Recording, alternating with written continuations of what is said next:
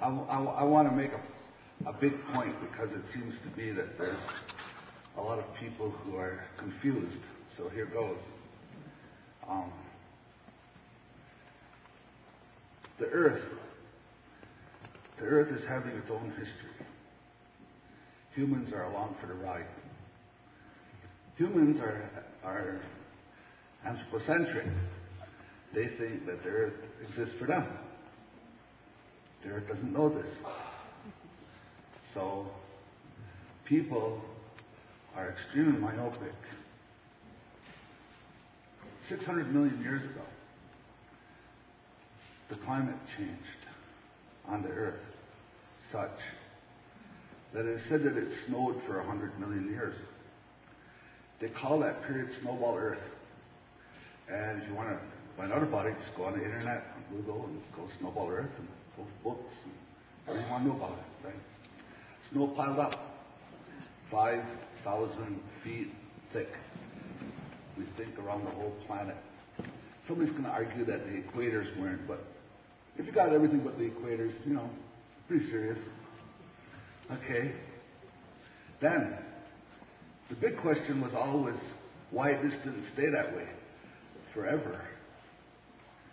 And the answer, it turned out, was volcanoes. Volcanoes erupted and spewed greenhouse gases through the ice, and over another couple 100 million years, warmed the planet up. We owe our existence to those volcanoes. But I actually have a point. The Earth, if we would look at Earth history, the Earth's history is a history of dramatic geological changes that include sometimes quite dramatic climate changes. And we've been living about 10,000 years in the most friendly period of climate in the history of the Earth. The whole history, for about 10,000 years.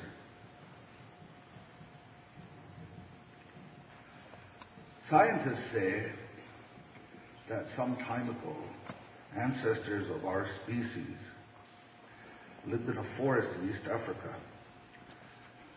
That climate change came and it made the area more arid, and it changed the forest into a savanna.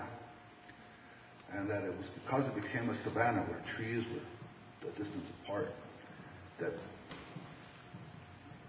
creatures that once inhabited the trees had to come down out of the trees. There's some argument that almost everything that distinguishes human beings happened because of first the climate change and then the adaptation to the savanna. It is said that people left the savanna walking upright and started to go out into the world. But I want to point out something that happened. A long time ago, species diverged. And you have to think for a moment about the human being and how the human being is different from a gorilla. The gorilla evolved in such a way that the gorilla can eat almost anything. If it's green, he'll eat it. He gets to a tree, tear the whole limb off, eat everything on the tree, throw the limb away, go to the next one. You would have thought that that was a perfect survival strategy, being able to eat everything. The ancestors of humans had just the opposite problem. They could eat almost nothing. They had to have very specially perfected food, right? So a human comes along and he sees a fruit at the end of the tree. Unless it's ripe enough, he can't even eat it, right? When they ask, he can't eat the rest of the tree, can't eat the bark, can't eat the leaves, just has to eat that one lousy little fruit when it's ripe. This has caused a problem for humans. And that is, humans have spent their time wandering the earth looking for something to eat. They had to. Now I know there are some individuals of us who have done this too, but I'm talking about the big migrations of a long time ago, people who had to go somewhere. When humans learned how to hunt, and that took a long time. Actually, at first they hunted things that weren't alive anymore, but we won't go into that. And then learn how to hunt. It meant that whatever new place they went to, whatever new river valley they went into or whatever, if they could find animals there, and there were almost always animals there, they could eat something. And then they had to learn what else they could eat. So people went from place to place to place across the planet, learning about new environments, finding out what things they could eat in the new environments. And in some of these places, they went and have been there for a real long time. So in some places, humans have adapted to specific environments and to the things that that environment provided them to eat for a real long time. And then we started to see a period of time that humans almost always focus on. And that is since the last ice age. And since the last ice age, two things, big things happened. One, the period of cold Earth receded. The glaciers receded. The Earth got warmer. But this meant that human populations could grow because they had been pretty small up until then. And as they grew, they filled up the place. And as they filled up the areas, it meant that the next time when there was some kind of want, you couldn't just walk into the next valley anymore because the next valley was probably already occupied by other people. So hemmed-in peoples, we think, were probably the first ones to adopt local plants to agriculture. And they didn't adopt the plants that they wanted to adopt. They adopted the plants that they could adopt. So some plants you can plant, and some plants you can't plant so well. In what we now call the Middle East, in Anatolia, it's highly likely that they found grasses there, and they were planting grasses there that would grow. They could find food. They could grow their own food. It was probably not the food that they would have chosen, but it was the food that chose them. So they grew the plants, wheat, barley, eventually oats, different plants. Okay. The first thing that happened when people adapted agriculture was that the new plants caused them to shrink in size. In the first generations, at the beginning of the agricultural revolution, people actually were having less food to eat, and people shrank. They'd be there for some generations before they had enough food to eat that they'd grow again. I always thought it was sort of interesting, too. Have you ever noticed that food plants, staple food plants for the most part, you can't eat them raw. They have to be processed in some form or another. So when you're talking wheat, you can't eat a wheat berry. It has to be ripened, then it has to be threshed, then it has to be ground, and then you have to know what to do with it. You have to know how to make it into something that you can eat. So, the first ones were not adapted to the human body, right? The humans had to do stuff to adapt it to them. This is true of beans. It's essentially true of dried corn. It's true of many, many of the plants that are staple plants, rice and whatever. You have to cook it, or you can't eat it, or you shouldn't eat it. All right.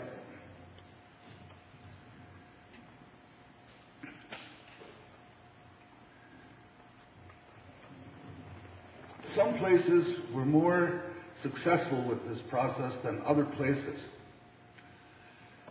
But I want to just shine the light for a moment, if I could, on the Americas.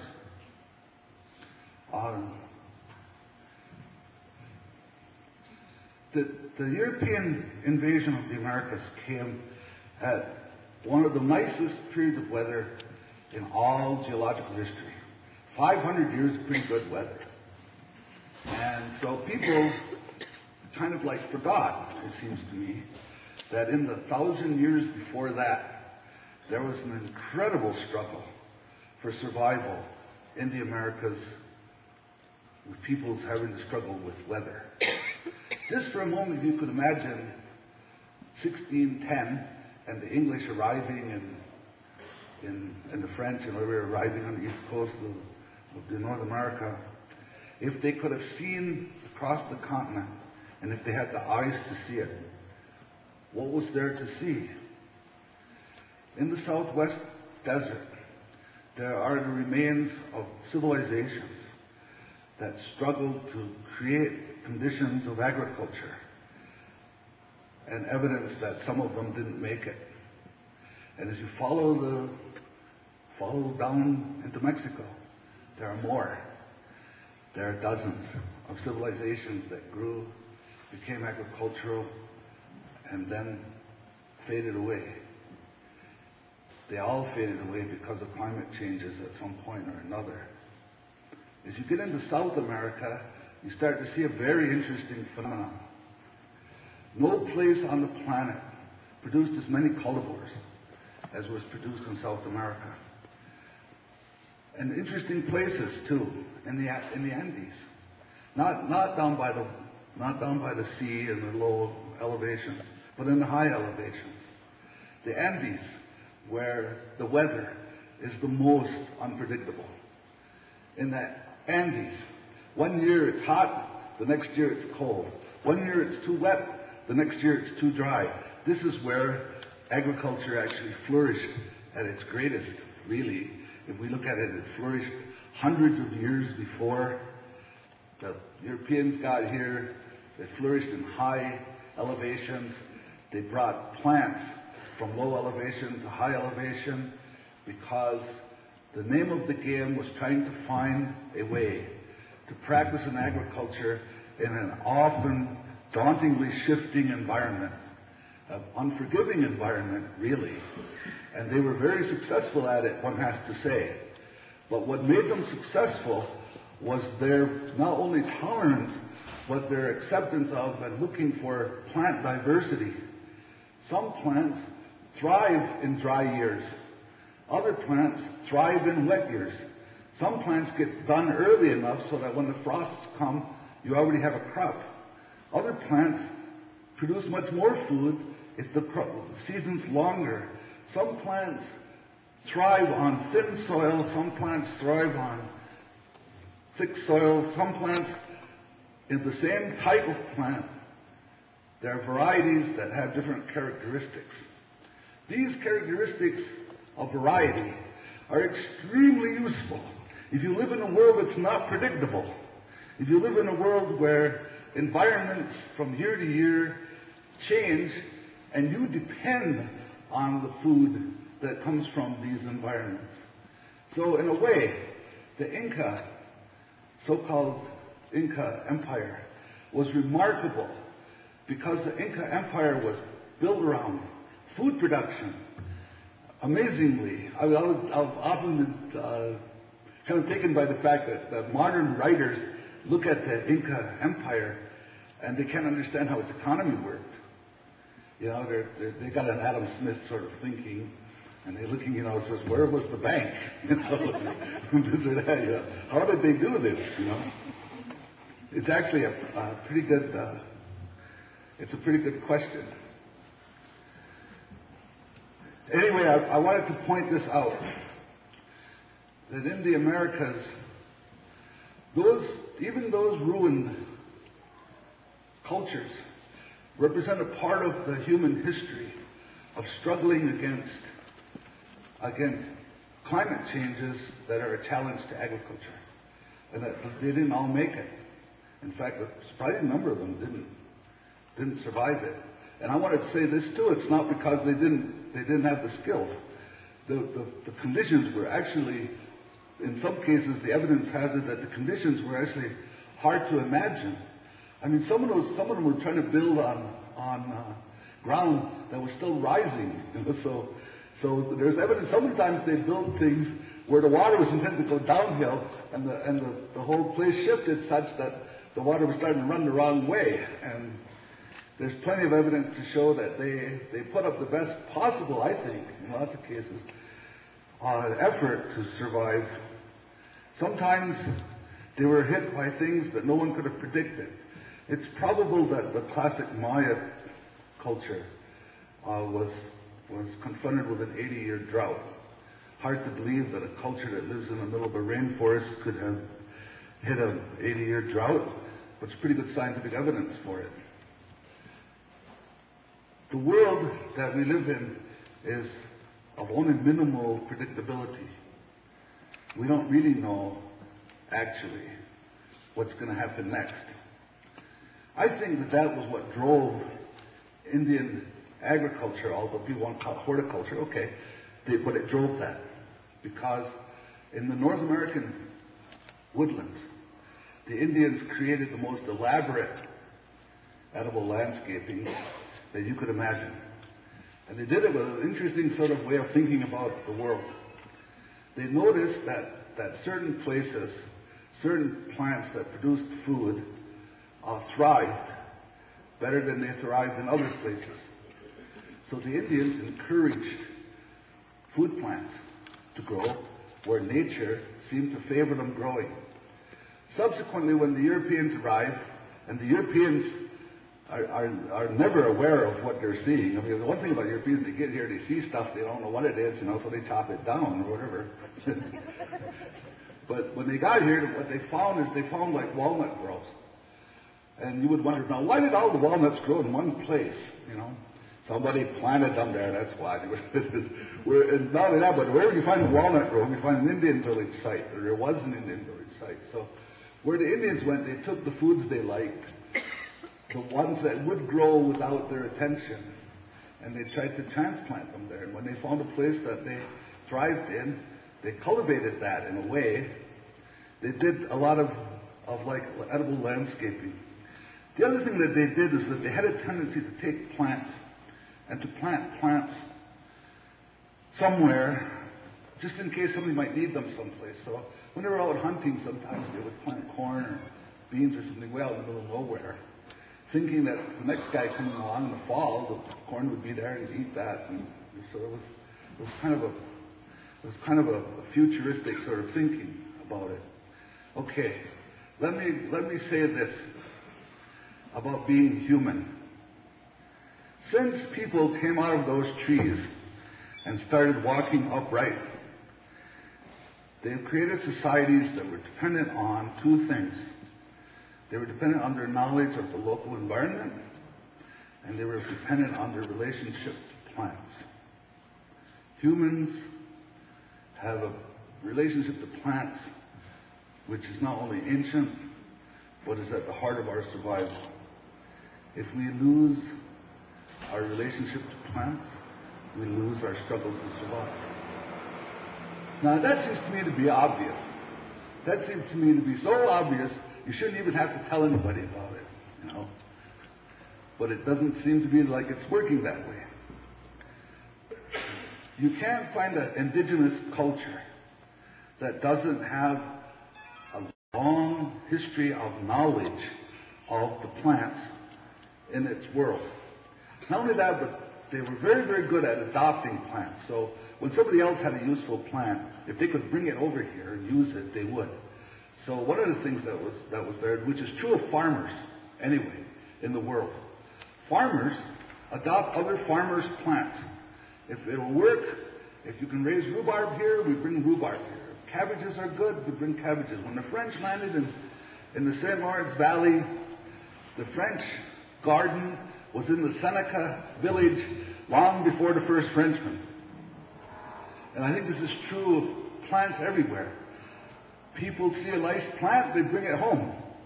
Now that's true a little bit of animals. But let me say this, plants more. Much more plants. Secondly, North America didn't have many domesticatable animals of the kind that you found in Asia and Africa and Europe, which is actually when it comes to animals, it's sort of it's all kind of connected.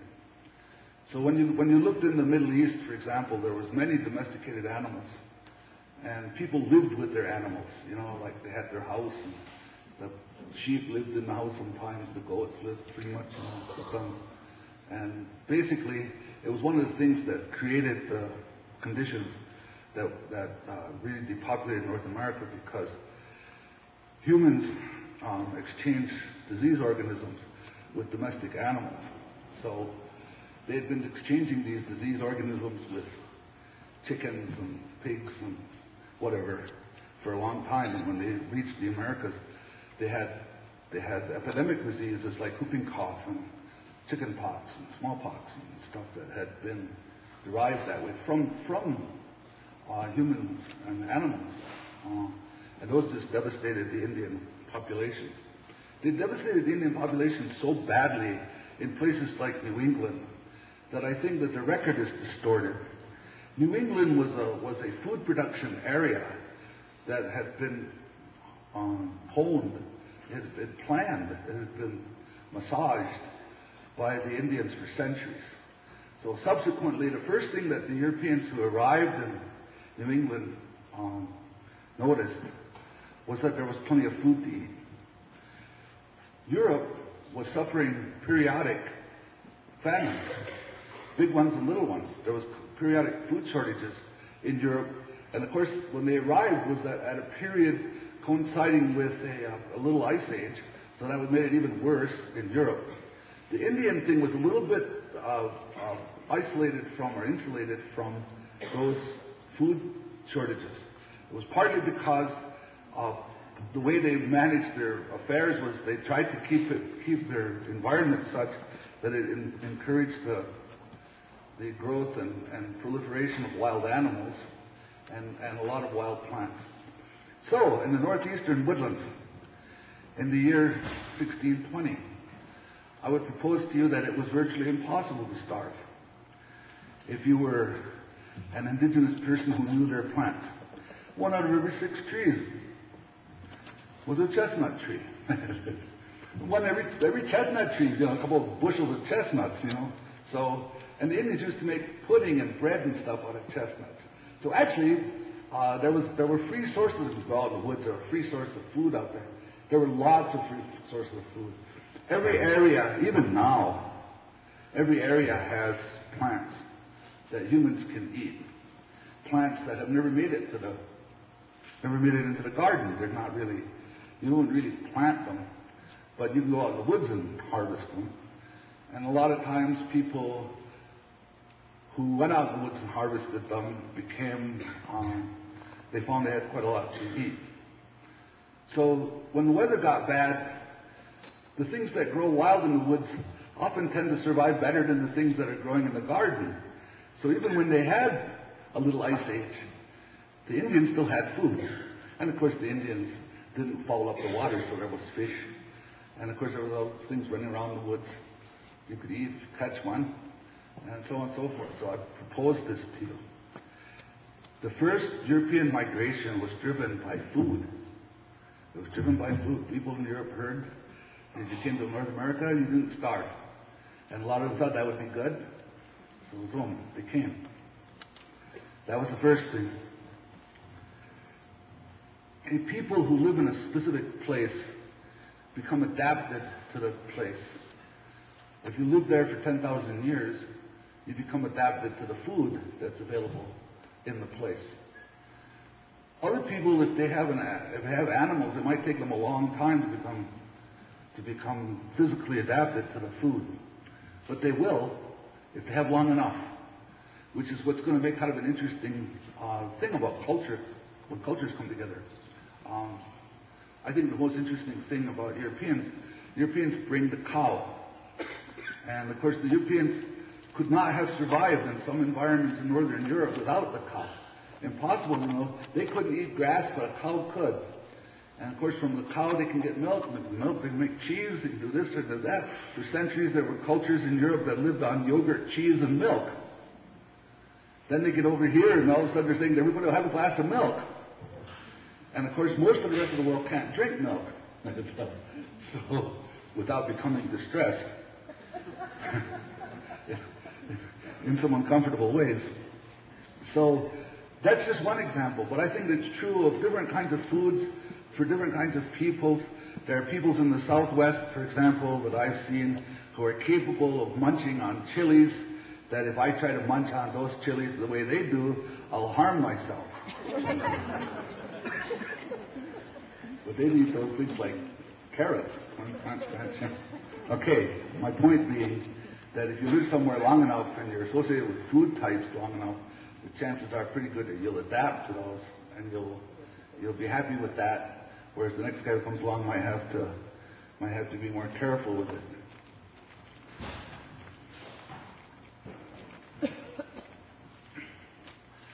I'm going to talk a little bit about something that I think everybody ought to know about. And I think it's one of the two issues that we need to have clear in our minds. We should be very clear about these two issues. Around 1932, there was a dentist named Price, and eventually he wrote a book called Nutrition and Degenerative Diseases. And he made a kind of a discovery.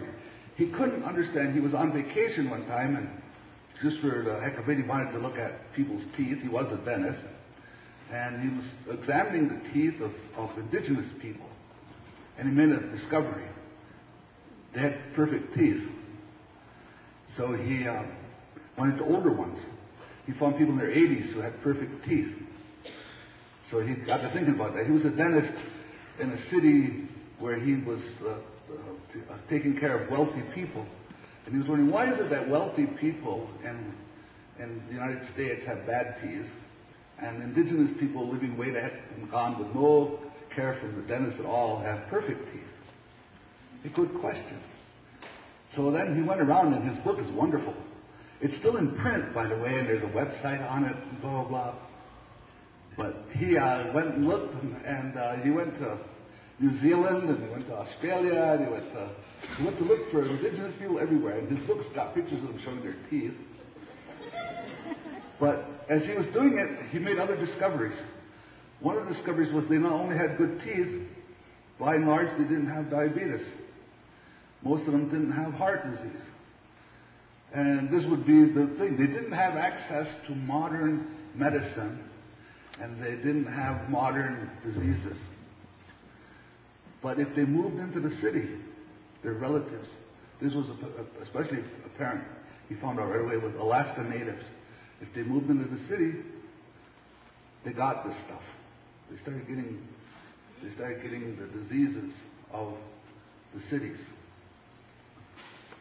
Since that time, there have been a number of significant, I say mainstream popular accounts that have been parallel to that one. People could look at that one and say, well, he was kind of a quirky guy, and so what? In 1939, a guy by the name of Walter Kempner had a patient, and she had high blood pressure, and she had all kinds of stuff looking like she was going to have heart disease. And so he put her on a diet. He made her go and eat nothing but rice and beans. And she went away, and he forgot to tell her to come back. So she was gone like for 2 months, and she was following his diet. She was just out there for a couple of months, and then she finally came back, and they checked her out, and her blood pressure had gone way down, and all the symptoms she'd had disappeared. Everything was gone. And so he began thinking, he found a diet that cures high blood pressure.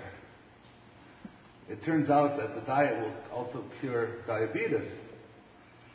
It's called the rice diet. And of course you can buy it in the store, blah, blah, blah. It's there. No problem. In 1944, a writer by the name of Polanyi wrote a book called The Great Transformation. It's really one of the great books of the 20th century. What it talks about, the transformation he's talking about, is the transformation from 1790, when 90% of the people lived in small farms in rural areas, to 1900, when 90% of the people lived in suburbs or cities. That was the transformation from rural to urban. And he says, his point is really that it was an economic and social transformation. But he doesn't write about food. If he'd been writing about food, he would have had to say, there was another great transformation. Starting in about 1830, the Industrial Revolution entered the food chain.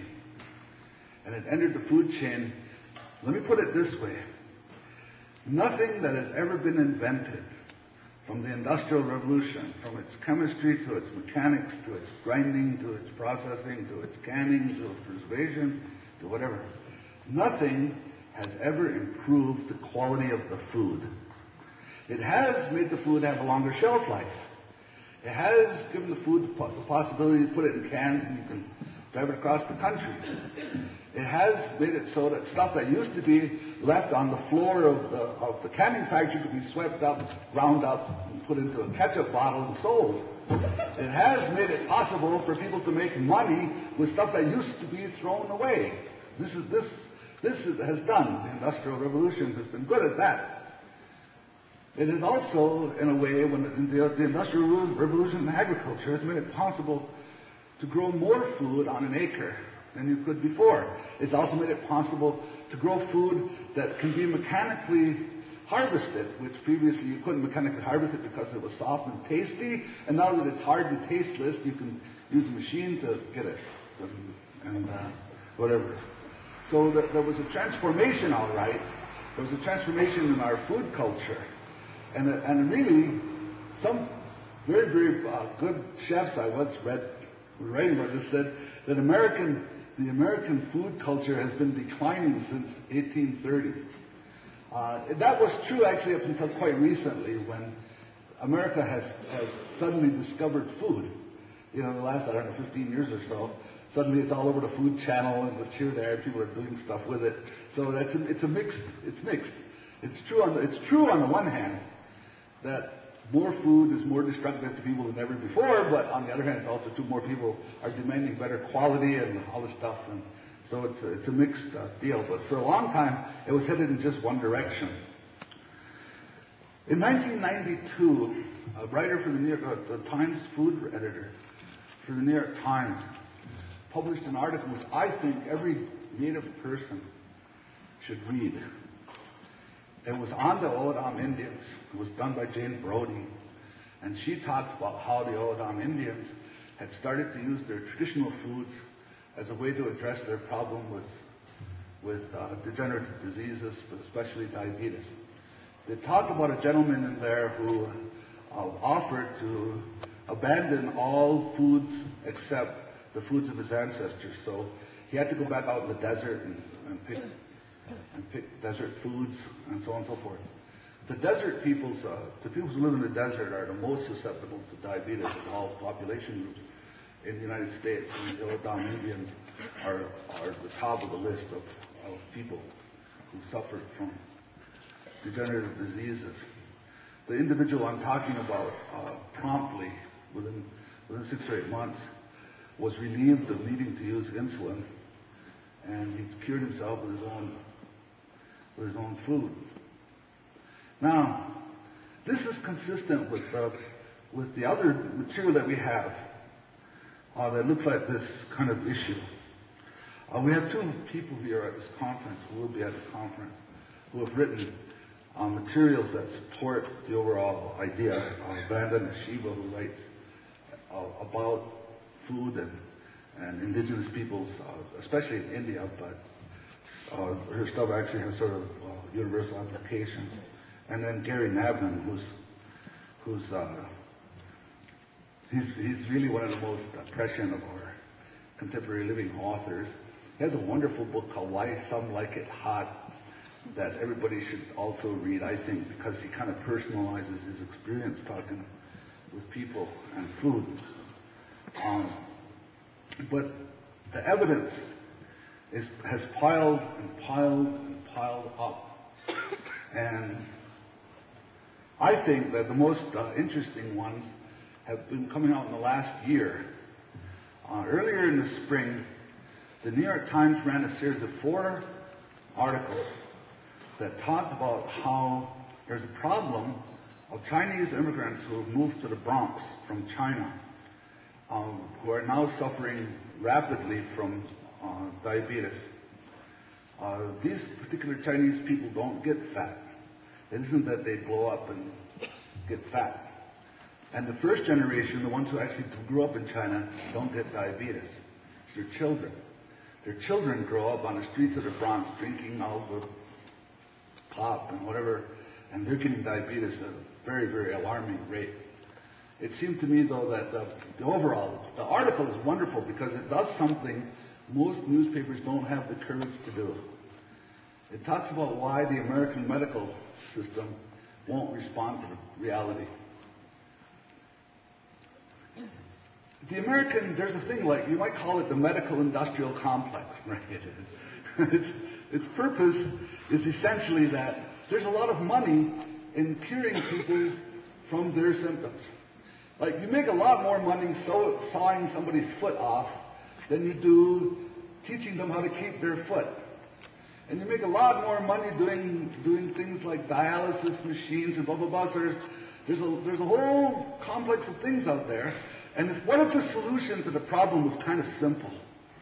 What if the solution to the problem was, hey, we can give you a diet, and this will lower your blood sugar, and maybe even reverse your diabetes, and keep you alive without drugs, or surgery, or any of those interventions? What if that was the case? Now, how many doctors do you think would come rushing forward to you with a planned thing that your problem is you need to eat more beans?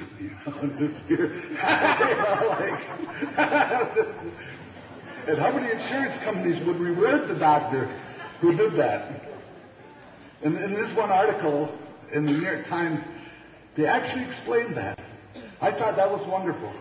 That the New York Times, which I always thought was a sop for the big companies and all that, actually explained that the problem was that you can't get the medical community to save people's lives unless they can make money. And they're not going to make any money telling you to eat oatmeal, which actually, on some level, would save your life. So, it goes on and on, I want to say. A book that came out last year called The China Study was, for me, maybe the most single persuasive book. And here's a book which the Chinese government cooperated in. And they went to 86 counties in northern China over, 20 years. And they tracked the health and diets of people in these counties. There was one county where, at the time the book was published, there has never been a documented case of death from coronary heart disease in this county. The Chinese diet is mostly grains, vegetables, not very much meat, not very much fat. The Chinese people who lived in those 86 counties are poor, so they don't get the diseases of affluence. The diseases of affluence come when you buy packaged foods, when you buy.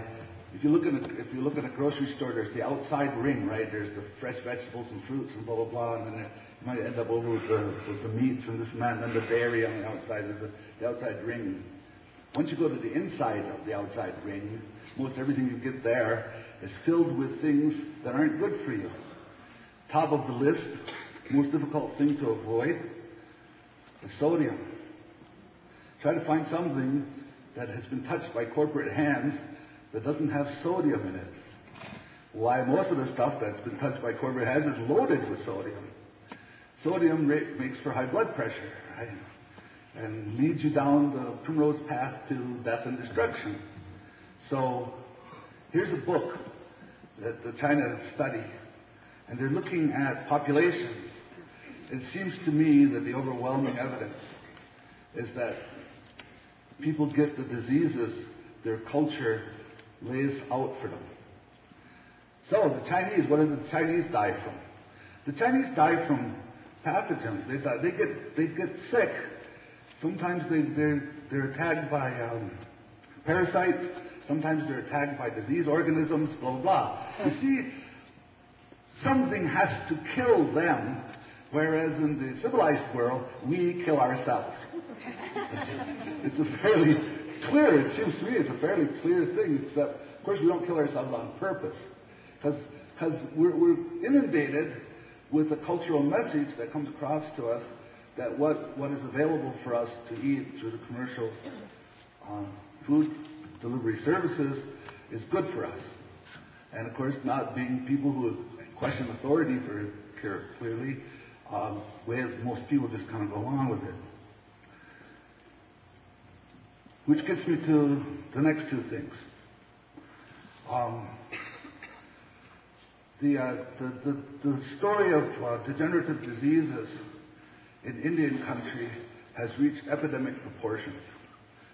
We're talking something now where the percentage of people dying early has to be approaching the percentage of people who were dying early during the smallpox epidemics. I mean, it's to the point now where almost every time the phone rings from the reservation, you're invited to a funeral. And most of the time, the funeral is of a person under 60.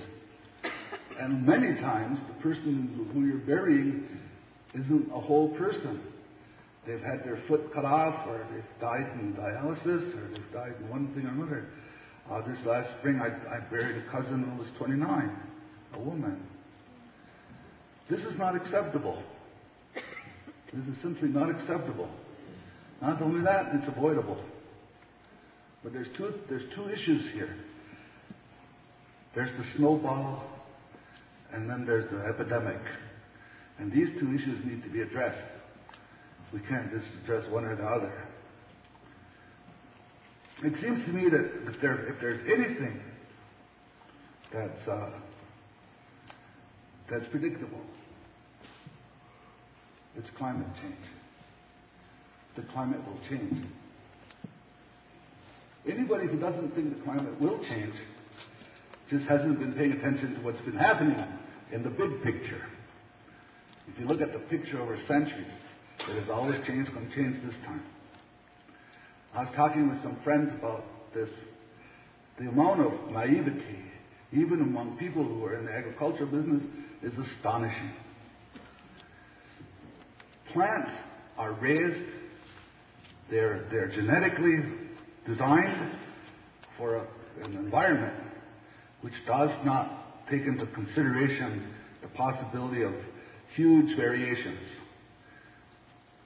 Huge variations. When you have a field of a plant in which every single plant member of the whole field has identical DNA, the whole field, it'll all get ripe on the same day. If anything goes wrong and we don't make it to that day, you lose the whole field. On top of that, the seeds that are available to people, increasingly, we're dependent on huge corporations for the seeds. If anything goes wrong with the corporations, like they have some bad luck and their stock thing sinks and something bad happens to them, the kind of thing that you could imagine might happen in the middle of some sort of serious climate disruptions, we'd be left without seeds. I was talking to a friend, and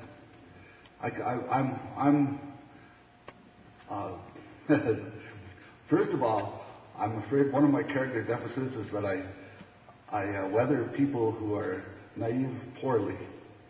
This person was telling me that we are in a clash of civilizations, and that what's a threat to us, these terrorists are going to come, they're going to blow us up, they're going to wreck the whole civilization, we have to do something. No terrorists ever wrecked the civilization. Volcanoes have done it.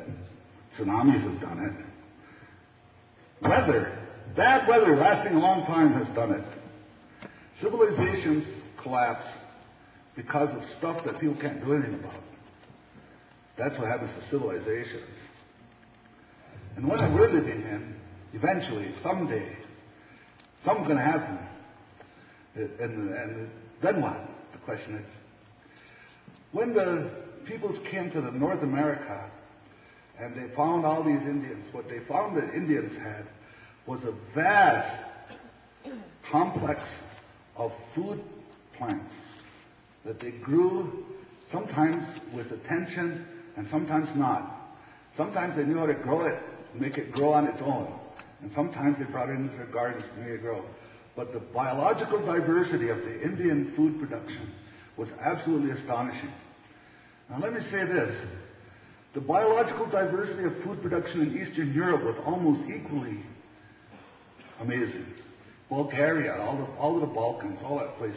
Those areas are full of food products that are, and look at, if you would look at the two sides, into Eastern Europe and into North America, and native North America, they shared something. the Russians and the people in the Ukraine, they could not count on the weather either. And so they have cold weather food plants and a cold weather food culture over there that could survive quite a lot of misfortune if they keep it, if they always have it. But to do that, you need people who are a community of people who share seeds and knowledge and who actually garden. If the people of a culture stop gardening and they depend on the grocery store, depend on these big corporations for their seeds and everything, they really put their future at risk. They really put it at risk. Remember what I said when I started this? I said a culture has existed since the beginning of actual time, meaning when we actually count ourselves as humans, as a thing that's related to the plants. And we're at the point now where we're kind of drifting to a moment when vast numbers of us don't have that connection anymore.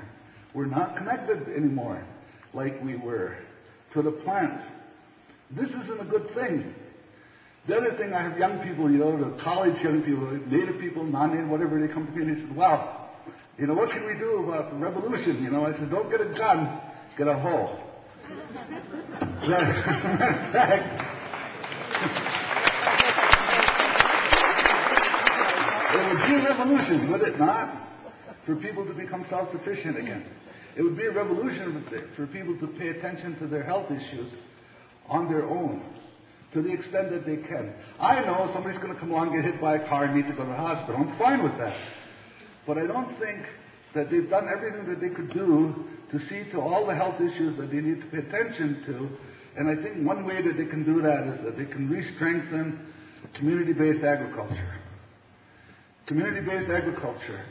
And this is an interesting thing. I know it's starting to happen in some of the Indian communities around the country. We've been talking about it for ages, but now there's more people who are saying, okay, all right, I'll do some of it. And it's starting to happen. It needs to become mainstream in Indian country. It needs to be so that the tribal councils say, okay, that's what we do. It needs to be so that the traditional societies say, yes, we do that.